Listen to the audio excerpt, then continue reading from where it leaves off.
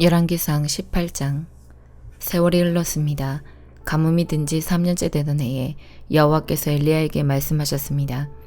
가서 아합 왕을 만나라. 내가 곧 땅에 비를 내리겠다. 그리하여 엘리야는 아합을 만나러 갔습니다. 그 무렵 사마리아에는 심한 가뭄이 들었습니다. 그래서 아합 왕은 왕궁을 관리하는 사람인 오바댜를 부르러 사람을 보냈습니다. 오바댜는 참마음으로 여호와를 따르는 사람이었습니다. 언젠가 이세벨이 여호와의 예언자들을 죽일 때에 오베댜는 그 가운데서 예언자 100명을 50명씩 두 동굴에 나누어 숨겨주고 그들에게 먹을 것과 마실 것을 가져다 준 일이 있었습니다. 아합 왕이 오바댜에게 말했습니다. 모든 땅에 있는 샘과 시내를 다 뒤져보자. 풀이 넉넉히 있는 곳을 알아내면 우리의 말과 노새들을 살릴 수 있을 것이고 더 이상 짐승들을 잃지 않게 될 것이다. 왕과 오바댜는 땅을 둘로 나누어 찾아다니기로 했습니다. 그래서 아합과 오바댜는 제각기 자기가 맡은 땅으로 떠났습니다. 오바댜가 길을 가다가 엘리야를 만났습니다. 오바댜가 엘리야를 알아보고 고개를 숙여 인사했습니다. 당신은 나의 주 엘리야가 아니십니까? 엘리야가 대답했습니다. 그렇소. 그대의 왕에게 가서 내가 여기에 있다고 이르시오. 오바댜가 말했습니다. 내가 무슨 죄를 지었기에 당신이 나를 아합의 손에 넘겨 나를 죽이려 하십니까? 당신의 하나님 여호와의 살아계심을 두고 맹세하지만 왕은 당신을 찾으려고 사람들을 보내어 모든 나라 안을 샅샅이 뒤졌습니다. 그 나라에서 엘리야는 여기에 없소라고 말하면 아합은 그 나라 왕까지 의심하면서 정말 엘리야를 찾지 못했다는 맹세를 하겠습니다. 그런데 지금 당신은 나더러 가서 나의 왕에게 당신이 여기에 있다고 말하라는 것입니까? 내가 떠나면 여호와의 영이 당신을 다른 곳으로 데려갈지도 모릅니다. 내가 가서 아합 왕에게 당신이 여기에 있다고 말하였다가 아합 왕이 이곳에 와서 당신을 찾지 못한다면 그는 나를 죽이고 말 것입니다. 나는 어릴 때부터 여호와를 따랐습니다. 혹시 내가 한 일을 듣지 못하셨습니까? 이세벨이 여호와의 예언자들을 죽일 때에 내가 그 가운데서 예언자 100명을 50명씩 두 동굴에 나누어 숨겨주고 먹을 것과 마실 것을 가져다 주었습니다. 그런데도 당신은 나더러 가서 나의 왕에게 엘리야가 여기에 있다고 말하라는 것입니까? 그는 틀림없이 나를 죽일 것입니다. 엘리야가 대답했습니다. 나는 만군의 여호와를 섬기는 사람이요 여호와의 살아계심을 두고 맹세하지만 나는 오늘 반드시 아합을 만날 것이요. 오베댜가 아합에게 가서 엘리야가 있는 곳을 일러주었습니다. 그리하여 아합이 엘리야를 만나러 갔습니다. 아합이 엘리야를 보고 말했습니다. 바로 네가 이스라엘을 괴롭히는 자냐? 엘리야가 대답했습니다. 이스라엘을 괴롭히는 사람은 내가 아니라 왕과 왕의 집안이요. 왕은 여호와의 명령에 복종하지 않았고 바알신을 따랐소. 모든 이스라엘 백성에게 나를 만나러 갈멜산으로 오라고 이르시오. 이세벨에게서 얻어먹고 사는 바알의 예언자 450명과 아세라의 예언자 400명도 데려오시오. 아합이 모든 이스라엘 백성과 그 예언자들을 갈멜산으로 불러 모았습니다. 엘리야가 백성 앞에 서서 말했습니다. 여러분은 언제까지 바알과 여호와 두 사이에서 머뭇거리고 있으렵니까? 여호와와 바알을 함께 섬길 것이요. 여호와가 참 하나님이시면 여호와를 따르고 바알이 참 하나님이면 바알을 따르시오. 그러나 백성은 아무 말도 하지 않고 잠잠히 있었습니다. 엘리야가 말했습니다. 여호와의 예언자라고는 나밖에 남은 사람이 없소. 그러나 바알의 예언자들은 450명이나 있소. 소 2마리를 가져와 바알의 예언자들에게 1마리를 고르게 하고 그 소를 잡아서 여러 조각으로 나눈 다음에 장작 위에 올려놓게 하시오. 그러나 거기에 불을 지피지는 마오. 나도 나머지 소 1마리를 잡아서 장작 위에 올려놓겠소. 나도 거기에 불을 지피지 않겠소. 당신들 바알의 예언자들이여 당신들의 신에게 기도하시오. 나도 여호와께 기도하겠소. 기도를 들어주셔서 불을 내리시는 신이 참 하나님이시오. 그러자 모든 백성이 그렇게 하는 것이 좋겠다고 말했습니다. 엘리야가 바알의 예언자들에게 말했습니다. 당신들은 수가 많으니 먼저 하시오. 소 1마리를 잡아서 준비하고 당신들의 신에게 기도하시오.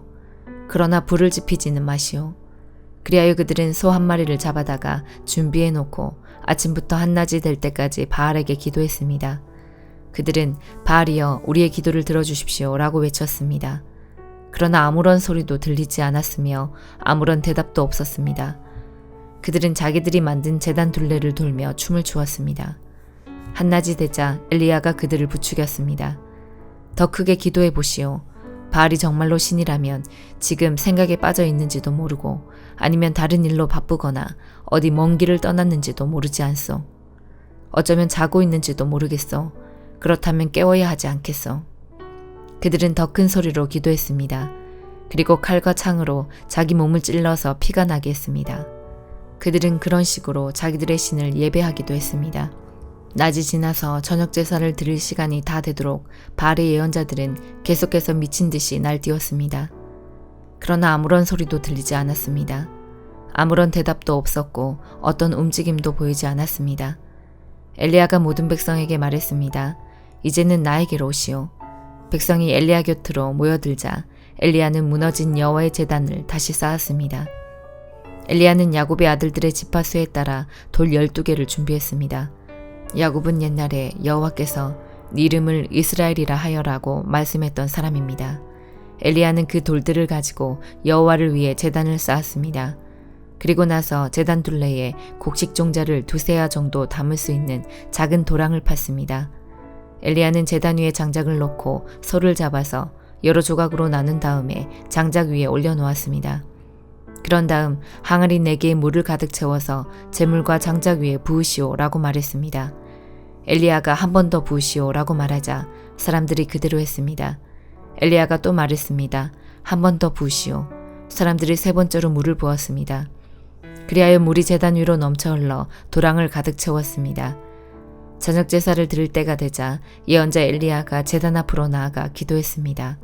여호와여, 주님은 아브라함과 이삭과 이스라엘의 하나님이십니다.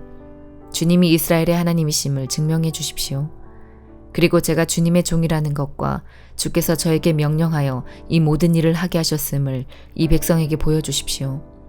여호와여, 제 기도를 들어주십시오. 여호와께서 하나님이시라는 것을 이 백성들이 알게 하소서. 주님이야말로 이 백성을 주께로 돌아오게 하시는 분이라는 것을 알게 하소서.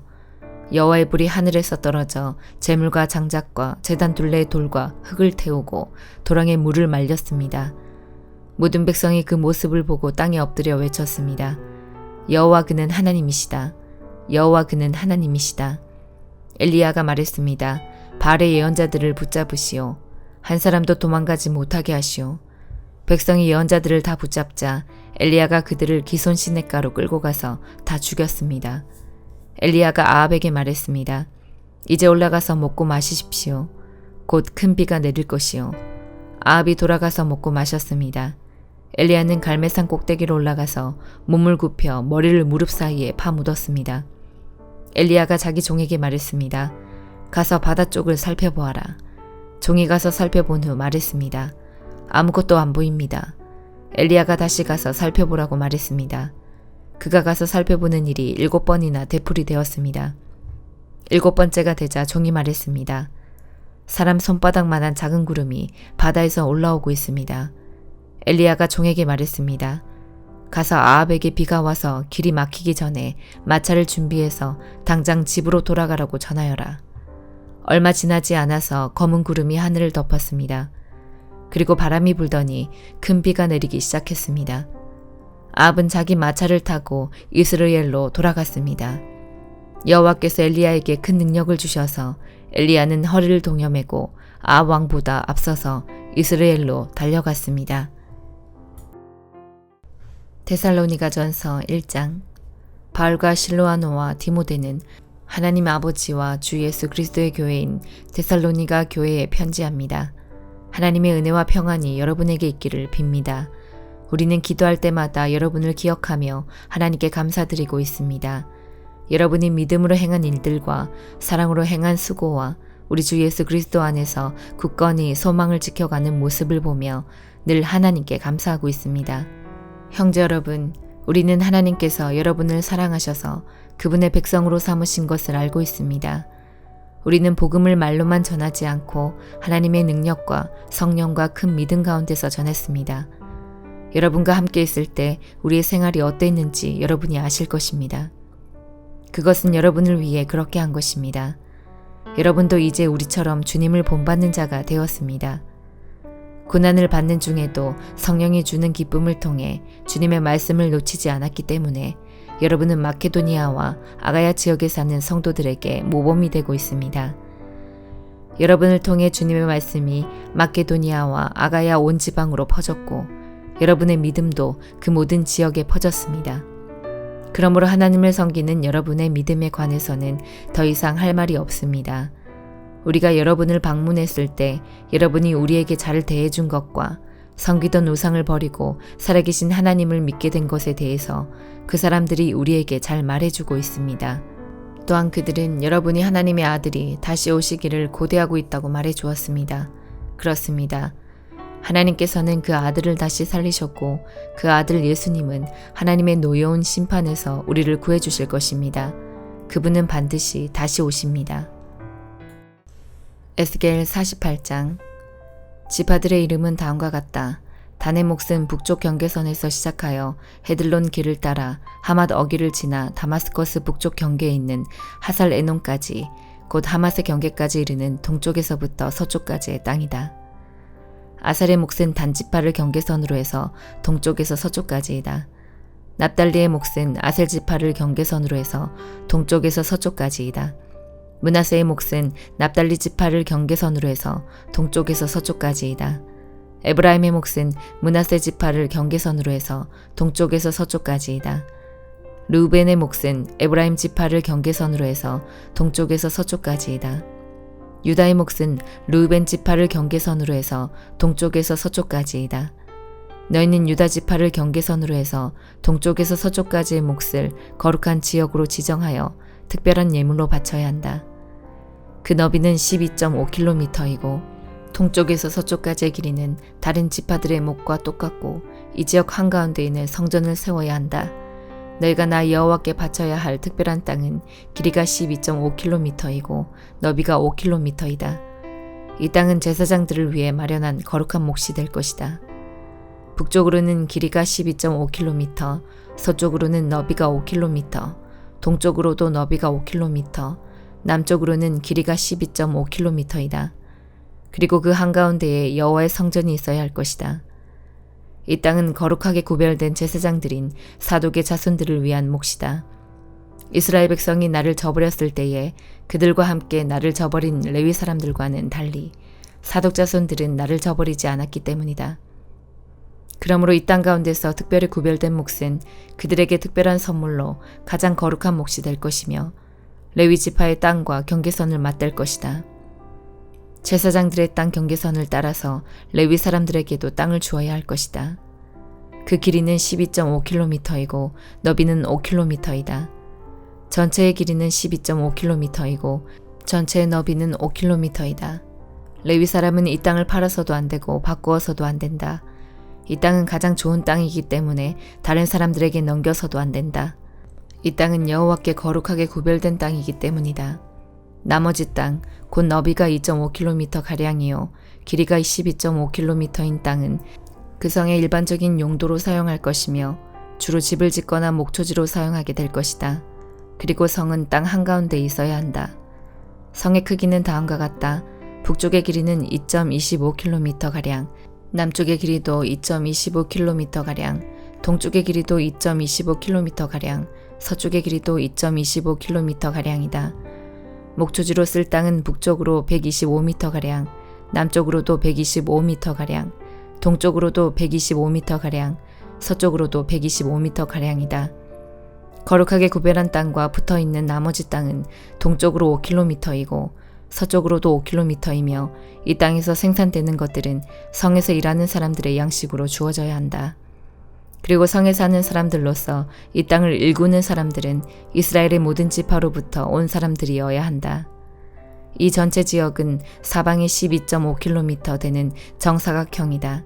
너희는 성에 딸린 땅과 함께 거룩한 땅을 주님께 드리는 특별한 선물로 바쳐야 한다. 거룩하게 구별한 땅의 양옆과 성에 딸린 땅의 양옆에 있는 나머지 땅은 왕의 몫이다. 그 땅은 거룩하게 구별한 땅 동쪽 옆으로 동쪽 경계선까지이며 서쪽 옆으로는 지중해까지이다. 두 지역의 길이는 지파들이 차지할 땅의 길이와 같다. 이 땅이 왕의 몫이다. 거룩한 땅과 성전 안의 성소가 그 땅의 한가운데 있어야 한다. 레위 사람의 땅과 성에 딸린 땅은 왕의 몫으로 돌아갈 땅 중간에 자리 잡게 된다.